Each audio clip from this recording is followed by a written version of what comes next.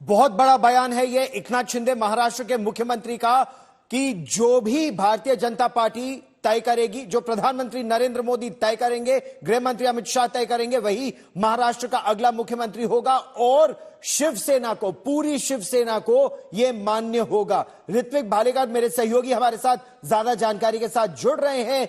ऋत्विक, कहा यह जा रहा था कि शिवसेना चाहती है कि बिहार मॉडल महाराष्ट्र में लागू हो। भले ही बीजेपी बड़ी पार्टी है, 132 उनके हैं, लेकिन 57 पर शिवसेना का मुख्यमंत्री होना चाहिए। तो उसमें यह परिवर्तन कैसे?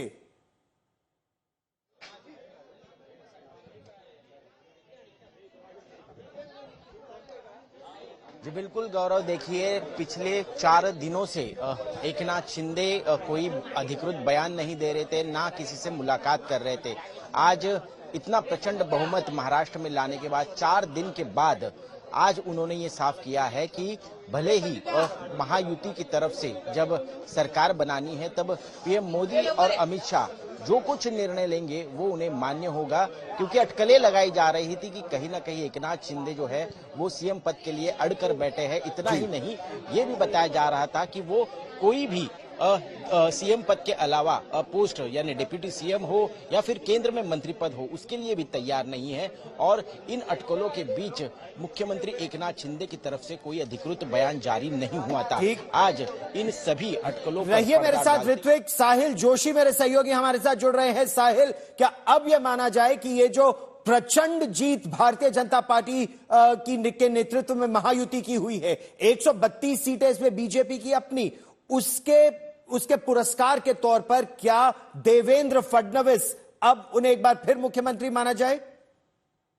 जी बिल्कुल, जो प्रचंड बहुमत महायुति को मिला है और खास करके भारतीय जनता पार्टी को जिस तरीके से 137 सीटों तक भारतीय जनता पार्टी अपने छोटे सहयोगी दलों के साथ पहुंच गई है, खास करके देवेंद्र फडणवीस जिनका एक राइज हमको यहां पर देखने को मिल रहा है, वो देखते हुए हम साफ ये कह सकते हैं कि देवेंद्र फडणवीस अब अगले मुख्यमंत्री बन सकते हैं। देवेंद्र फडणवीस के नेतृत्व में महाराष्ट्र में चुनाव लड़ा गया था और उन्हीं का चेहरा प्रोजेक्ट किया गया था। 2019 में उनके हाथ से ये मौका चूक गया। जिस तरीके से शिवसेना के साथ में इस बार भी शिवसेना के साथ जो आगे पीछे चल रहा था उनका, उसी तरीके से 19 में भी चला। पिछली बार वो मैनेज नहीं कर पाए, लेकिन इस बार ये मौका उनको मिलेगा। 3 बार ये मौका उनके हाथ से गया है। 2019 में जब चुनाव के बाद में शिवसेना बीजेपी को पूर्ण बहुमत मिला था और उनका आपसी अनबन शुरू हुई उसके वजह से, और उसके बाद जब अजित पवार के साथ सरकार स्थापन की तो अजित पवार सारे एनसीपी के विधायकों को साथ में नहीं ले आए। एक बार फिर उनको मुख्यमंत्री पद छोड़ना पड़ा और 2022 में भी बीजेपी के विधायकों को लग रहा था कि उन्हीं को मुख्यमंत्री बनाया जाएगा, लेकिन ये बात तब भी नहीं हो पाई थी। तो अब जाकर तब तो बीजेपी के मंत्री यहाँ के, उन्होंने साफ शब्दों में कहा था कि भाई दिल पे पत्थर रखना पड़ेगा, लेकिन जो स्थिति बनी है उसके चलते हमको आगे बढ़ना पड़ेगा। आखिरकार 24 में ये मौका अब उनको मिल सकता है। एक नेचुरल प्रोजेक्शन उनका उसमें हो रहा है। उनका दावा एक तरीके से हम कह सकते हैं कि इस मुख्यमंत्री पद पर होगा और अब कल दिल्ली जाने के बाद आगे का फैसला हो जाएगा। परसों मुझे लगता है कि भारतीय जनता पार्टी के जो निरीक्षक है, ऑब्जर्वर्स हैं, वो मुंबई आएंगे। पार्टी की लेजिस्लेटिव पार्टी की मीटिंग होगी और ऑफिशियली अधिकृत तौर पर देवेंद्र फडणवीस को चुना जाएगा पार्टी के लीडर के रूप में। कहा यही जा रहा है, जिस तरह की खबरें आ रही हैं कि अश्विनी वैष्णव और भूपेंद्र यादव दोनों महाराष्ट्र आएंगे। लेकिन साहिल, कैसे माने एकनाथ शिंदे? क्या उप मुख्यमंत्री का पद या गृह मंत्रालय या वित्त मंत्रालय या पब्लिक वर्क्स डिपार्टमेंट या केंद्र में पोर्टफोलियो, किस तरह से ये बात आगे बढ़ी है बिहाइंड द सीन्स? देखिए, बिहाइंड द सीन तो यहाँ पर कुछ है ही नहीं, क्योंकि बात जिस तरीके से मैंडेट था, प्रेस कॉन्फ्रेंस में भी उन्होंने माना कि जनता का मैंडेट है एक तरीके से। जैसे ही बीजेपी का नंबर 110 के आगे चला गया, कहीं ना कहीं एकनाथ शिंदे और उनके पार्टी के नेताओं को समझ में आने लग गया था कि शायद बीजेपी अपना दावा इस बार चीफ मिनिस्टर पोस्ट पर से नहीं छोड़ेगी। तो ये बात एकदम क्लियर थी कि कहीं ना कहीं ये दावा किया जाएगा। लेकिन उससे पहले जो प्री पोल एक तरीके से हम कह सकते हैं, प्रॉमिस हम नहीं कह सकते, लेकिन जो बातचीत हुई थी उसके आधार पर वो मानकर चल रहे थे कि शायद उन्हें मौका मिल जाए। शिवसेना की तरफ से ये भी कोशिश की गई ये कहने की कि भाई मराठा फेस है और मराठा समाज के लिए उन्होंने जो किया है उसके वजह से उनको मुख्यमंत्री पद का मौका मिलना चाहिए, लेकिन वो भी उस तरीके से चल नहीं पाया, क्योंकि इस बार अक्रॉस द कास्ट एक तरीके से वोटिंग महायुति को हुआ है और थर्ड पार्टनर जो एनसीपी है उनको भी काफी अच्छा उनका स्ट्राइक रेट रहा है, तो जिसके चलते वो भी दावा बहुत ज्यादा चल नहीं पाया। तो ऐसे में उन्हें कहीं ना कहीं एक प्रैक्टिकल रियलाइजेशन आ गया था कि भाई आज की तारीख में बीजेपी को अगर खुद से सरकार बनानी है तो सिर्फ 8 विधायकों की जरूरत पड़ेगी। तो ऐसे में बहुत ज्यादा दिन तक इसको खींचना ठीक नहीं होगा। इसलिए हमने देखा कि कल एकनाथ शिंदे ने खुद ट्वीट करके अपने समर्थकों को कहा कि भाई ये हो हल्ला बंद करिए और किसी भी तरीके से मुख्यमंत्री बनाने को लेकर जद्दोजहद खत्म होनी चाहिए। सारे विधायकों को उन्होंने अपने अपने कॉन्स्टिट्यूंसीज में भेज दिया। श्रीकांत शिंदे जो उनके बेटे हैं, सांसद है, उन्होंने अपना ट्वीट डिलीट किया जिसमें उन्होंने कहा था कि जनता के मन में मुख्यमंत्री एकनाथ शिंदे ही है। वो भी ट्वीट कहीं ना कहीं डिलीट हुआ। तभी से एक लगभग इसका अंदाजा आना शुरू हो गया था कि वो बीजेपी के फैसले को बैक करेंगे। और अभी लगता है कि चीजें धीरे धीरे साफ होती हुई नजर आ रही है।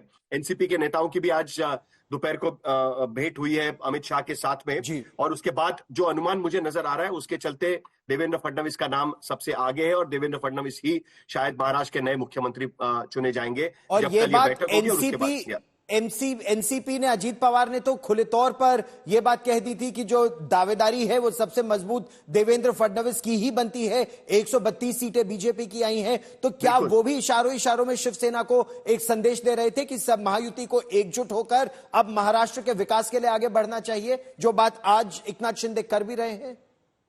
देखिए, बात तो बस इस बात की थी, विकास वगैरह तो वो होता रहता है, लेकिन बात तो पॉलिटिक्स की थी।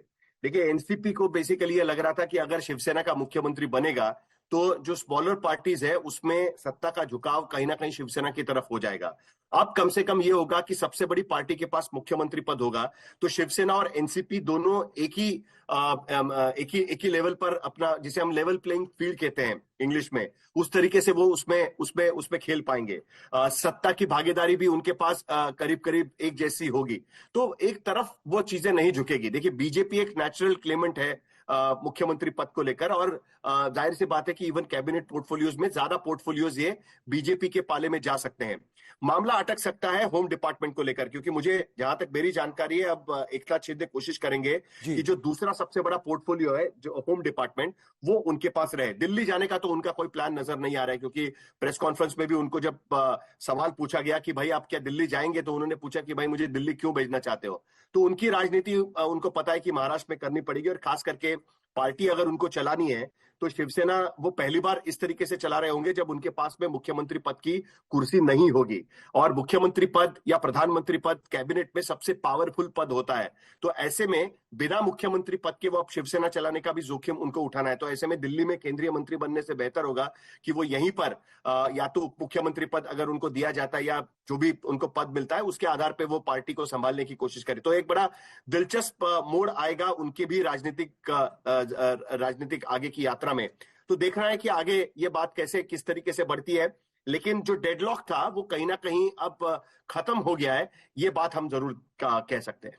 क्योंकि उन्होंने कहा कि उनके लिए तो सबसे बड़ा अगर कोई ओहदा होगा तो मैं लाडका भाई हूं, मैं लाडला भाई हूं सभी लाडली बहनों का, और यही उन्होंने 2.5 वर्षों में उन्होंने जो प्रयास किया उसका भी जिक्र भी किया। लेकिन उसके अलावा उनके लिए इस समय कितनी बड़ी चुनौती होगी शिवसेना को एक तरह से आगे ले जाना और सशक्त करना, क्योंकि जो लगातार बात हो रही थी कि किसके पास, बाला साहेब ठाकरे के बाद लेगेसी किसके पास है, चुनाव के नतीजों के बाद तो सबने बोल दिया कि वो नेचुरल इनहेरिटर, अगर किसी को कहा जाए कि विरासत शिवसेना की आई है एकनाथ शिंदे के पास। लेकिन क्या अब उसमें अड़चनें आएंगी उनके लिए?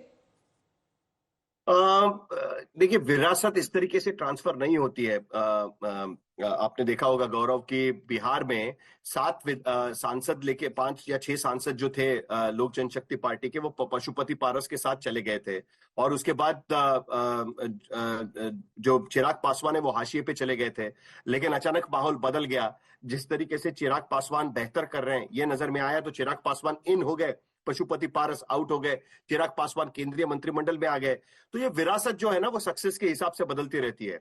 देखना यह है कि आने वाले जो अभी म्युनिसिपल कॉर्पोरेशन के भी चुनाव होंगे, अभी तो हम लोग ये डेफिनेटली कह सकते हैं कि अभी की जो लड़ाई है वो अनडाउटेडली वन साइडेड हम कह सकते हैं कि बीजेपी और एकनाथ शिंदे ने जीती है, जो उनकी शिवसेना ने जीती है। और ऐसे में एक बहुत बड़ा चैलेंज है उद्धव ठाकरे के सामने।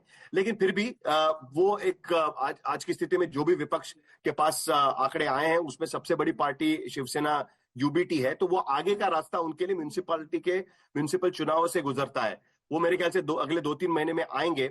बड़ा चैलेंज होगा उनके सामने बीजेपी और उसके साथ साथ एकनाथ शिंदे का भी। तो वो भी बड़ी एक दिलचस्प लड़ाई होगी। आने वाले 5 साल और भी दिलचस्प रहेंगे, क्योंकि अभी मामला बदल गया है। अब एक बार फिर एकनाथ शिंदे और उनकी शिवसेना किस तरीके से डील करती है, क्या करती है, किस तरीके से आगे बढ़ती है, अपने आप को कैसे स्टेबिलाईज करती है सत्ता में बिना मुख्यमंत्री पद के, ये सारी चीजें हमें देखनी होगी गौरव। क्योंकि देखना यह होगा कि भारतीय जनता पार्टी भी कौन कौन से पोर्टफोलियोज शिवसेना को, एकनाथ शिंदे और उनके लीडरों को देती है। क्योंकि इशारों इशारों में साहिल, आज भी एकनाथ शिंदे ने एक बात तो कह दी कि बाला साहेब ठाकरे का जो सपना था कि एक आम शिवसैनिक मुख्यमंत्री बने, वो सपना प्रधानमंत्री नरेंद्र मोदी और गृह मंत्री अमित शाह ने पूरा किया। तो एक तरफ से वो फिर लेगेसी की जो बात है, विरासत की बात है, उन्होंने अपने ही खेमे में, बीजेपी शिवसेना खेमे में ही रखने का आज भी प्रयास किया साहिल। देखिए, ऐसा है कि बाला साहब का सपना शिवसैनिक को बनाने का वगैरह, ये सारी चीजें तो राजनीतिक नेता कर लेंगे, लेकिन कुल मिलाकर हम अगर देखें तो असली शिवसेना का जो मेजॉरिटी चंक है, जो विधायक उनके साथ में गए थे, वो सारे विधायक, उनकी सेकंड रैंक लीडरशिप आज की तारीख में फर्मली एकनाथ शिंदे के साथ में है। और उनका सक्सेस इस बात में है कि उनमें से 95% जो विधायक है वो दोबारा जीत कर आए हुए हैं। तो एक तरीके से उन्होंने मुहर लगाई है कि जो उन्होंने किया था उसको विधानसभा चुनाव में मुहर मिल गई है। एक तरीके वो बात हम लोग साफ तरीके से उसमें देख सकते हैं। इंटरेस्टिंग बात उसमें यह होगी कि क्या अब ये शिवसेना वो किस तरीके से चलाते हैं, क्योंकि अब उनके पास शायद मुख्यमंत्री पद की कुर्सी नहीं होगी। जिस तरीके से उन्होंने बात साफ करके रखी है, क्लैरिटी एक तरीके से देकर रखी है, वो एक बात हम लोग यहाँ पर साफ तरीके से देख सकते हैं। ठीक, अभी भी मीटिंग्स बाकी है। देखिए, बीजेपी का आपको भी पता है गौरव की सरप्राइज देना उन्हें अच्छा लगता है, और जितनी हम चर्चा करते हैं उसमें से कुछ और करना भी कई बार उनको अच्छा लगता है। कम से कम इस बार ये नहीं होगा, इतनी उम्मीद तो हम लोग कर सकते हैं। लेकिन इंटरेस्टिंग होगा कि जो भी सरकार चलेगी वो किस तरीके से चलेगी, क्योंकि एक इंटरेस्टिंग बात नजर आ रही है कि इस पूरे दौर से सबसे पहले बाहर निकलने वाली पार्टी एनसीपी थी, जो अब तक बीजेपी की धुर विरोधी पार्टी मानी जाती थी। उन्होंने सबसे पहले अपने आप को मुख्यमंत्री पद की रेस से दूर किया, और अनडाउटेडली, अनइक्विवोकली हम देख सकते हैं कि उन्होंने किस तरीके से बीजेपी को बैक किया कि भाई मुख्यमंत्री आपका बनना चाहिए, मुख्यमंत्री देवेंद्र फडणवीस होने चाहिए। और दूसरी तरफ जो उनकी नेचुरल अलाई अब तक हम लोग मान रहे थे, उनके साथ 3-4 दिन तक उनकी ये लड़ाई चलती रही और आखिरकार उन्हें बैकआउट होना पड़ा।